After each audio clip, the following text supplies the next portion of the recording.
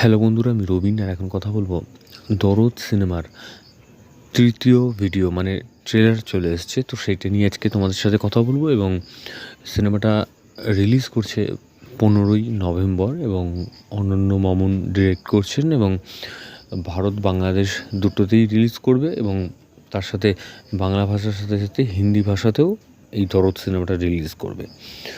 তো এই দরদ সিনেমার অ্যানাউন্সমেন্ট একটা ভিডিও এসেছিল, তখন রিভিউ দিয়েছিলাম যে অ্যানাউন্সমেন্ট ভিডিওটা কেমন হয়েছিল এবং তারপর যে দ্বিতীয়বার যখন আরেকটা ভিডিও এসেছিল তখনও রিভিউ দিয়েছিলাম। সেই প্রথম ভিডিওটার থেকে দ্বিতীয় ভিডিওটা কিন্তু আরও ভালো হয়েছিল। তো আজকে ফাইনালি যখন ট্রেলারটা এলো, তো ট্রেলারটার গল্পটা কিন্তু যেটা বলা হচ্ছে যে সাকিব খানের ক্যারেক্টারটা, সে একটা মাল্টিপল পার্সোনালিটি ডিসঅর্ডার হয়তো রুগী, যে সে খুন করছে কিন্তু মানে সে নিজে খুন করছে না এই খুনের পেছনে ওর মতনই দেখতে অন্য কেউ আছে না, এরকম একটা ব্যাপার এই ট্রেলারের মধ্যে আমরা দেখতে পাচ্ছি, যেটা আমরা সেকেন্ড যে একটা ভিডিও এসেছিল সে তার মধ্যেও কিন্তু দেখতে পেয়েছি। তো এই জিনিসটাকে ফুটিয়ে তোলা হয়েছে এবং এখানে আমরা পায়েলকে দেখতে পাচ্ছি এই কেসের ইনভেস্টিগেশন অফিসার হিসেবে। তো এখানে পায়েলের ক্যারেক্টারটা যদি আরেকটু বড় হতো আমার মনে হয় আরেকটু ভালো হতো। তবে যাই হোক, যেইটুকুনি দেখানো হয়েছে তার মধ্যে এই দুলু মিয়ার ক্যারেক্টারটাতেও যেটা এসছে যে তাকেও কোনো একটা ট্রেলারের মধ্যেই একটা জায়গায় দেখা যাচ্ছে যে সে তার গার্লফ্রেন্ড হোক বা বউ হোক তাকে কিছু একটা খাওয়াচ্ছে এবং তারপরে সে সেই গার্লফ্রেন্ড হোক বা মেয়েটি সে অজ্ঞান হয়ে যাচ্ছে।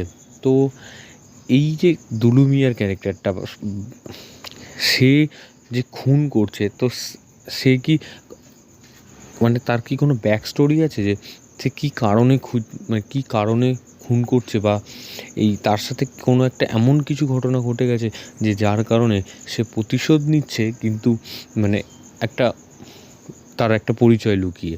তো এই যে পায়েলের ক্যারেক্টারটা ইনভেস্টিগেশন করছে, সে কিন্তু এই দুলু মিয়া যে তাকে কিন্তু তুলেও নিয়ে যাচ্ছে, নিয়ে গিয়ে তার ওপর তাকে সন্দেহের তালিকায় রেখেছে, বা তাকে যে তার উপর যে ইনভেস্টিগেশন হচ্ছে তাকে যে মানে পুলিশে যেরকম হয় সেই জিনিসগুলো অ্যাপ্লাই করছে। তো সেই জায়গাগুলোকেও তুলে ধরা হয়েছে, ফুটিয়ে তোলা হয়েছে। তবে এখানে একটা আমার মনে হয় সম্ভবত এখানে কোনো একটা ব্যাক স্টোরি রয়েছে, অবশ্যই রয়েছে। তো এখানে সাকিব খানের অভিনয় মোটামুটি খুব একটা খারাপ আমি বলবো না, কারণ মোটামুটি এবং সাকিব খানের মানে যদি আমি তুফান সিনেমার সাথে কম্পেয়ার করি তাহলে আমার মনে হয় এই দরদ সিনেমাটা তুফান সিনেমার থেকে একটু হলেও কোনো জায়গায় একটু ফিকে আমার মনে হলো। এবং এর যে কিছু কিছু জায়গায় যে বিজিএমগুলো সেগুলো মানে আমার মোটামুটি ভালো লেগেছে, খুব খারাপ যে লেগেছে তা আমি বলবো না, কারণ আমার জাস্ট আমার ভালো লেগেছে। এবং এর সাথে সাথে এর মধ্যেও এই মানে ট্রেলারের মধ্যেও আমরা একটা গান শুনতে পাচ্ছি। তো সেই গানটা আমার খুব একটা ভালো লাগেনি, মানে ভালো লাগেনি আমি বলতে পারি, কারণ এর থেকে যে সেকেন্ড ভিডিওতে যে একটা গান এসেছিলো বা প্রথম ভিডিওতে যে গানটা এসেছিলো সেই গানটা কিন্তু আমার মনে হয় এই গানটার থেকে ভালো হবে।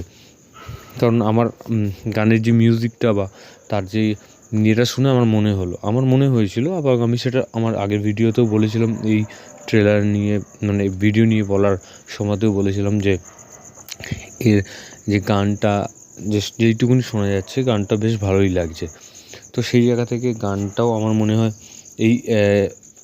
এই গানটার থেকে আগের গানটা ভালো ছিল এবং বিজিএমটা কিছু কিছু জায়গায় ভালো এবং ভালো লাগছে এবং সাকিব খানের অভিনয় মোটামুটি ভালোই লাগছে। তো যে এর থেকে সাকিব খানের তুফান সিনেমাটা যেরকমই তার গল্প যেরকমই হোক তার স্কেলটা অনেকটা বড় ছিল আমার মনে হয়, এবং তার থেকে এই দরদ সিনেমার স্কেলটা একটু হলেও কোনো একটা জায়গায় আমার মনে হচ্ছে যে একটু হলেও ফিকে আছে। যাই হোক, তো মোটামুটি আমার লেগেছে এবং 18ই নভেম্বর সিনেমাটা আসছে হলে। তো তোমাদের এই ভিডিওটা কেমন লাগলো তোমরা কমেন্ট সেকশানে কমেন্ট করে জানিয়ে দাও এবং সাবস্ক্রাইব করো চ্যানেল প্লে বাংলা পিপি এবং বেল আইকনে ক্লিক করতে ভুলো না। বেল আইকনে ক্লিক করলে তোমরা সবার আগে নোটিফিকেশান পেয়ে যাবে। ধন্যবাদ।